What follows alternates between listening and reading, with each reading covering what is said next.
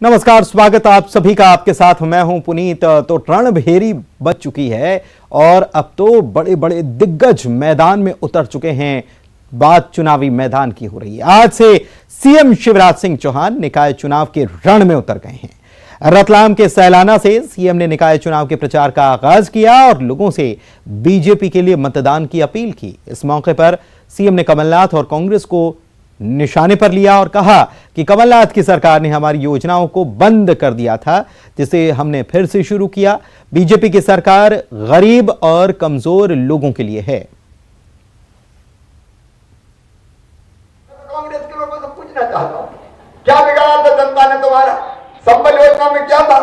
संबल योजना में इतना ही था कि गरीब बहन अगर बेटा बेटी को जन्म देगी तो जन्म देने के पहले उसको 4,000 और जन्म देने के बाद 12,000 रुपया दिए जाएंगे। कमलनाथ जी, तुमने वो 12 और 4 16,000 रुपया छीन लिए। बहनों के मुंह से लड्डू छीनने का पाप किया था तो कांग्रेस ने किया था। हमने तय किया था कि हम बिटिया की शादी करेंगे। हमने तय किया था अगर ऐसे संबल परिवार, गरीब परिवार, इनके बेटा बेटी पढ़ेंगे तो पढ़ाई के फीस इनके मम्मी पापा नहीं भरेंगी, इनका मामा शिवराज सिंह चौहान भरेगा, भारतीय जनता पार्टी की सरकार भरेगी। ये संबल योजना तुमने बंद कर दी, बच्चों की फीस भरवाना तुमने बंद कर दी। एक्सीडेंट में मौत हो जाती थी, हम 4 लाख रुपया देते थे, वो 4 लाख रुपया कांग्रेस ने बंद करवा दिए। अंतिम संस्कार के लिए 5,000। और झाबुआ के पेटलावद आपको लिए चलते हैं, जहां मुख्यमंत्री शिवराज सिंह चौहान पहुंचे हुए हैं। चुनावी रण में की मेरी बहनों, मेरे भाइयों, भांजे भांजियों, दोनों हाथ जोड़ के आप सबको प्रणाम करता हूं, आप सबको नमस्कार करता हूं। बहुत दिनों के बाद सैलाना आया हूं, याद भी आ रही थी मुझे। आपको आ रही थी कि नहीं? तो चुनाव तो एक बहाना था, मुझे तो सैलाना वालों आपसे मिलने आना था।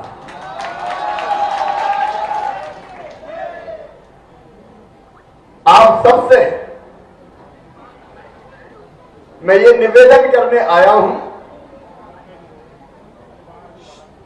कि भले ही राहुल गांधी जी यात्रा कर रहे हो, भारत जोड़ो नाम दे रहे हैं, लेकिन इस यात्रा में कांग्रेस छोड़ो यात्रा हो रही है। जगह जगह पे लोग कांग्रेस छोड़ रहे हैं और कांग्रेस की हालत ये हो गई है, आप कश्मीर देख लो, गोवा देख लो, और मध्य प्रदेश के तो कांग्रेस के अध्यक्ष कह रहे हैं जिसको जाना है जाओ, छोड़ के मैं गाड़ी में छोड़ आऊंगा।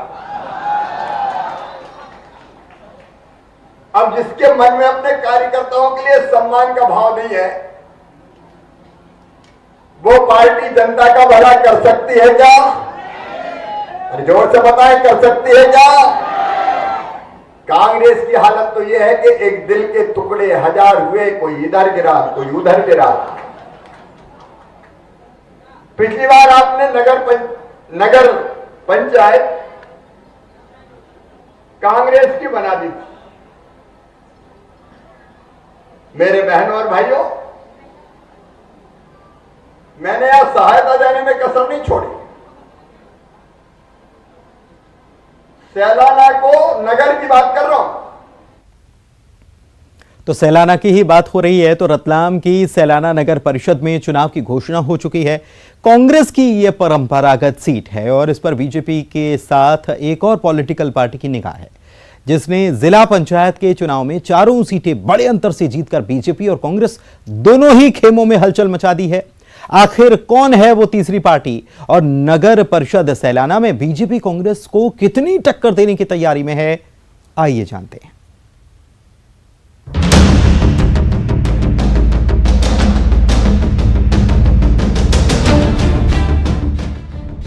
रतलाम जिले का सैलाना कस्बा राजनीतिक लिहाज से देखा जाए तो ये कांग्रेस की परंपरागत सीट है।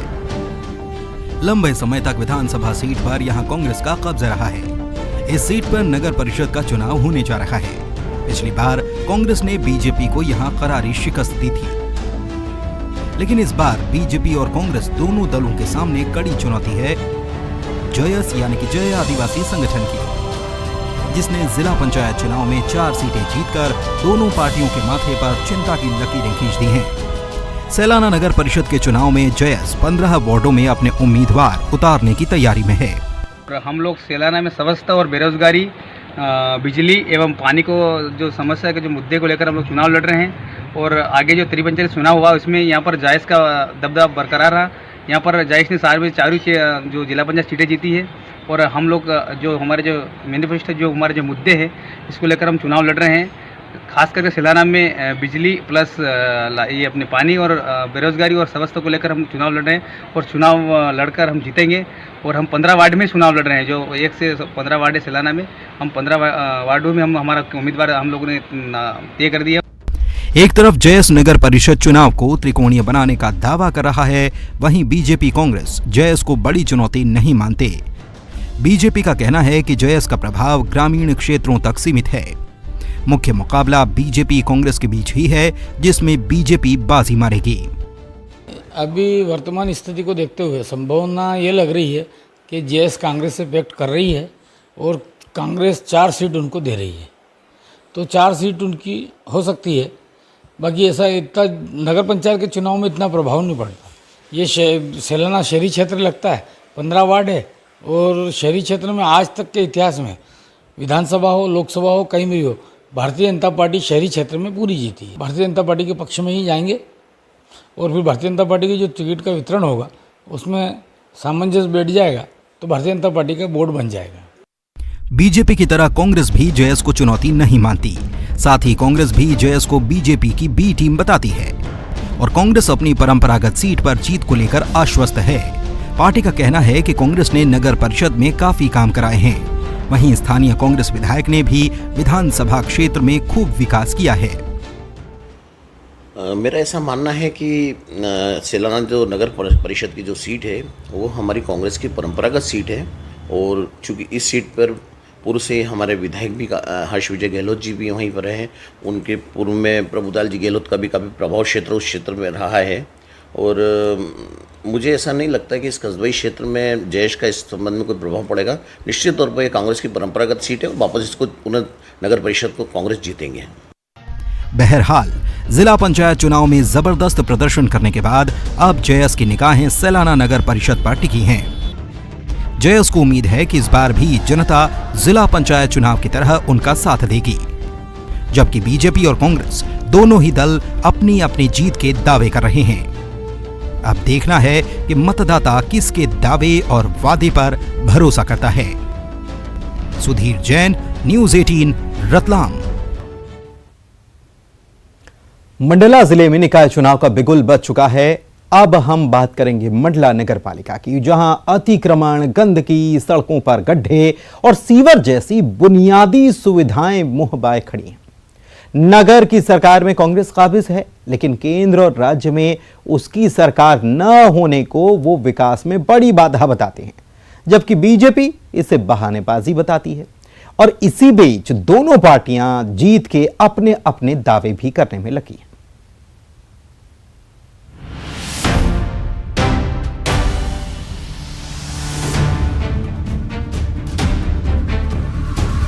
चौबीस वार्डों को मिलाकर बनाई गई मंडला नगर पालिका में समस्याओं की कोई कमी नहीं है।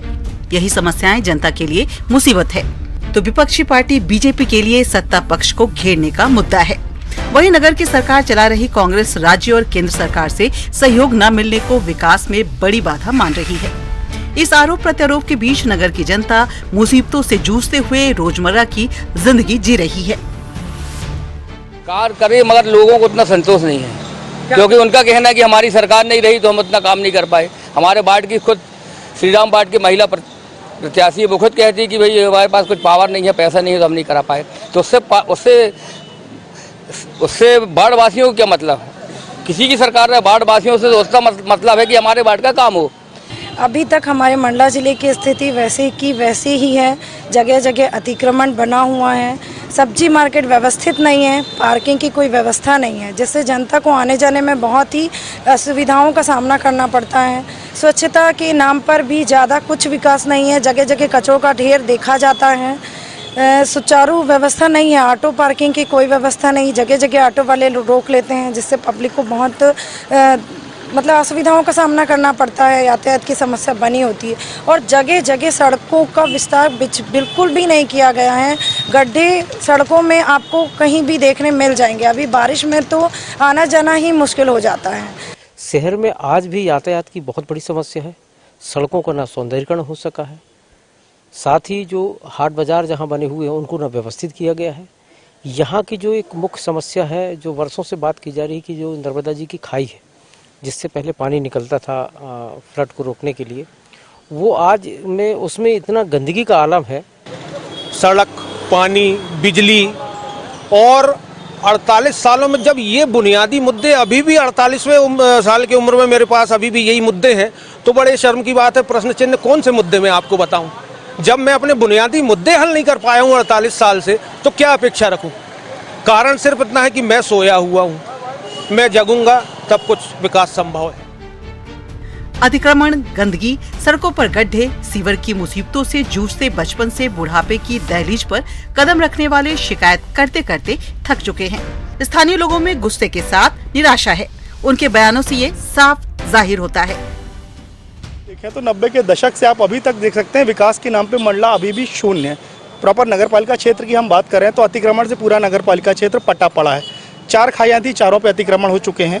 स्टेडियम के पास वाली जो खाई थी उस पर आप देख सकते हैं उनको जगह दे दी गई थी कंपोस्ट कॉलोनी में, पर राजनीतिक उथल पुथल के चलते फिर वो यहीं पे काबिज हो चुके हैं, जगह पे कब्जा कर लिया है। स्टेडियम हमारा संकीर्ण पे संकीर्ण हो चुका है। दुकानें बना के दुकानें बेच दी गई, पर स्टेडियम का विकास नहीं किया गया। ठीक इसी के अपोजिट आप चले जाएं, यदि बस स्टैंड मार्ग पे चले जाएं, महाराजपुर चौराहे पे चले जाएं, डिवाइडर बना दिए गए। रोड उतनी चौड़ी नहीं है जितने चौड़े डिवाइडर बना दिए गए हैं। इसी रास्ते पे हम चल के यदि देखते हैं आगे चल के, चौपाटी अपने मार्केट की बनी हुई है, पर चौपाटी के अंदर व्यवस्था नाम की कोई चीज़ नहीं है। और आप अंदर जाते हैं, थोड़ा सा हॉकर्स जोन बनाया गया था, कोई व्यवस्था नहीं। करोड़ों का हॉकर्स जोन खराब पड़ा हुआ है। पूरे फल वाले, पूरे झाड़ू वाली रास्ते में बैठती हैं। अम्बेडकर चौराहे से चिलमन चौक, पड़ाव से आपका वाटर वर्क्स वाला एरिया आप देख लीजिए, पूरा रास्ता पूर्णतः जाम रहता है। ट्रैफिक की आप बात करें शून्यता की ओर है। बेसिक तौर पे आप यदि गाड़ियों की पार्किंग की बात करें, मकान निर्माण की परमिशन दे दी जाती है, 40/60 का रेशियो शायद मेरी जानकारी में, पर किसी भी मकान के पास पार्किंग की व्यवस्था नहीं। आप मंडला नगर पालिका क्षेत्र में विकास के नाम पे तो मैंने अभी तक कोई कार्य नहीं देखा गया है। हर पार्टी आती है कि हम मंडी को अन्यत्र स्थान में शिफ्ट करेंगे, करोड़ों रुपए वहाँ खर्चा कर दिए गए, लेकिन आज तक कभी भी उनका पालन नहीं किया गया। बहुत सी योजनाएं लेके आते हैं, लेकिन वो सारी योजनाएं फेल हो जाती हैं।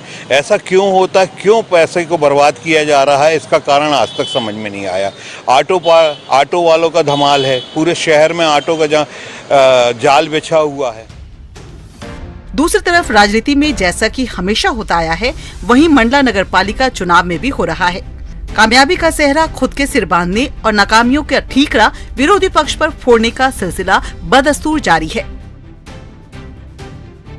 मध्य प्रदेश में हमारी सरकार नहीं थी, केंद्र में हमारी सरकार नहीं थी, तो इसका जो है बड़ा मुंह देखा व्यवहार हुआ और इस पार्टी को काम ना करने हो सके, इनके लोगों में गलत संदेश जाए। इस कारण फंड का इतना अभाव था कि बहुत संघर्ष की स्थिति में नगर पालिका चली।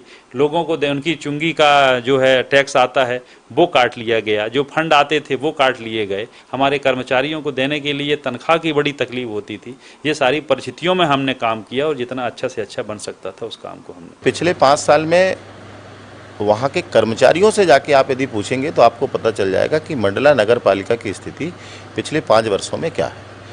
और वो विकास की सबसे बड़ी गाथा आपको बताएंगे कि हमारे पास यदि 400 कर्मचारी है और वो 400 कर्मचारी यदि हमारे संतुष्ट नहीं है, उनको हम सैलरी नहीं दे पा रहे और हम विकास की बात कर रहे हैं। मंडला नगर पालिका में निर्दलीय, बीजेपी और कांग्रेस सबको बारी बारी से मौका मिला है। इसके बावजूद यहाँ की बुनियादी सुविधाओं में कुछ खास बदलाव नहीं आया है।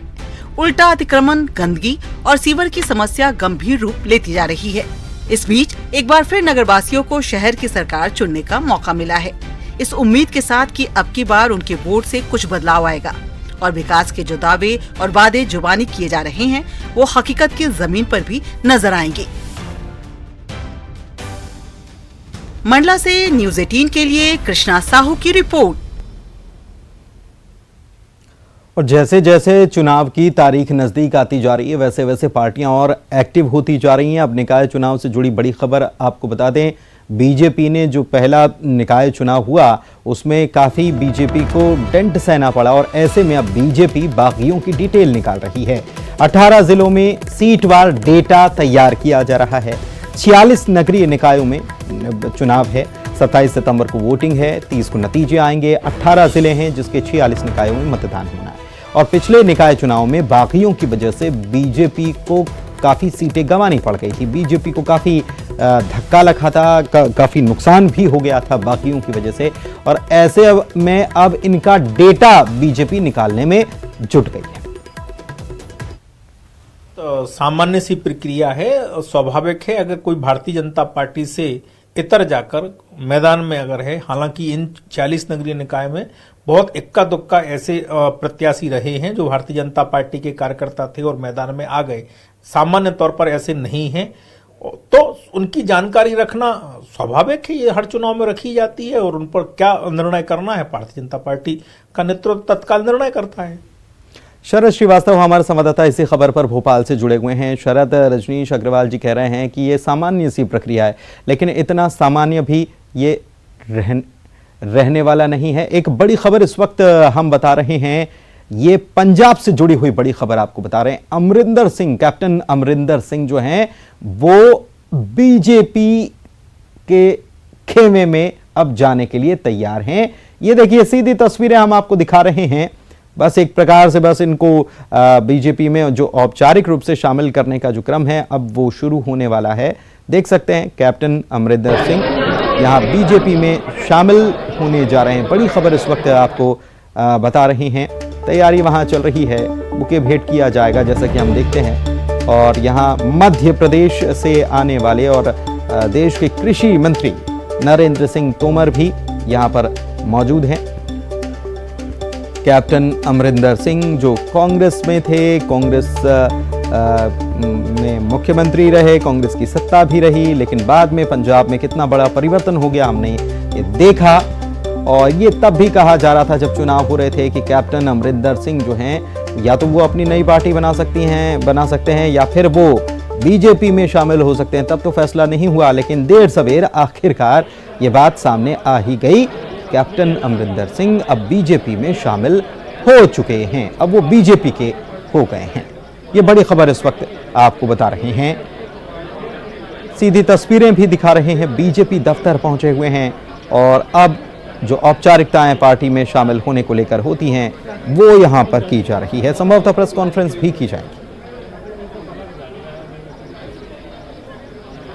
शरद श्रीवास्तव हमारे संवाददाता हमारे साथ भोपाल से जुड़े हुए हैं। इससे पहले हम खबर दिखा रहे थे कि मध्य प्रदेश में जो निकाय चुनाव होने हैं, 18 जिलों में 46 निकाय हैं, वहां पर बीजेपी बागियों का डेटा तलाश रही है।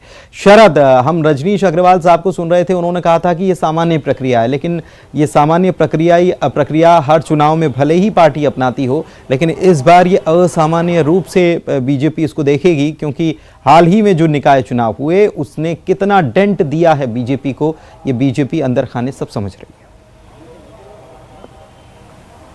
है। बिल्कुल ठीक बात कही है आपने।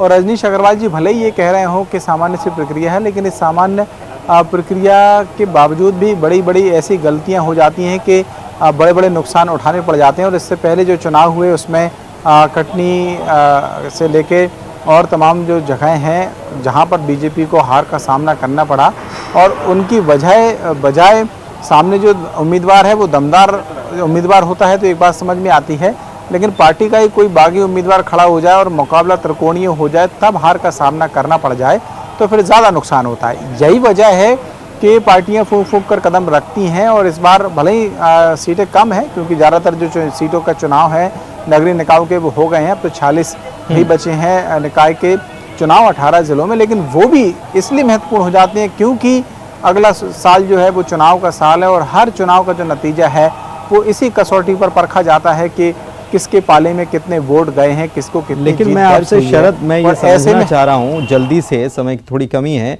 पिछली बार हमने जब देखा था कि प्रदेश अध्यक्ष जो हैं वो गर्म मूड में नजर आए थे, उन्होंने कहा था कि हम उन लोगों को बाहर का रास्ता दिखाएंगे, लेकिन क्या इस बार भी गर्म मूड नजर आएगा या नरम रुख अपनाएंगे? नहीं, बिल्कुल पार्टी का स्पष्ट जो निर्देश है वो इस बारे में रहता है कि कोई अधिकृत प्रत्याशी अगर पार्टी की ओर से मैदान में है और उस प्रत्याशी के खिलाफ में ही पार्टी का कोई प्रत्याशी मैदान में होता है और वो बागी के तौर पर होता है तो निश्चित तौर पर जो एक्शन है वो लिया जाएगा। पिछली बार भी हमने देखा था कि जब चुनाव हुए थे, हालांकि पूरे बड़े पैमाने पर चुनाव थे, तो करीब 200 से भी ज़्यादा ऐसे बागी थे जो जिनके खिलाफ में एक्शन लिया गया था। तो निश्चित तौर पर इस बार भी जो नाम निकल के सामने आएंगे उनके खिलाफ में पार्टी कार्रवाई की तैयारी कर रही है। चलिए, बहुत शुक्रिया आपका शरद इस तमाम जानकारी के लिए। इसी के साथ शहर के संग्राम में बस इतना ही। नमस्कार।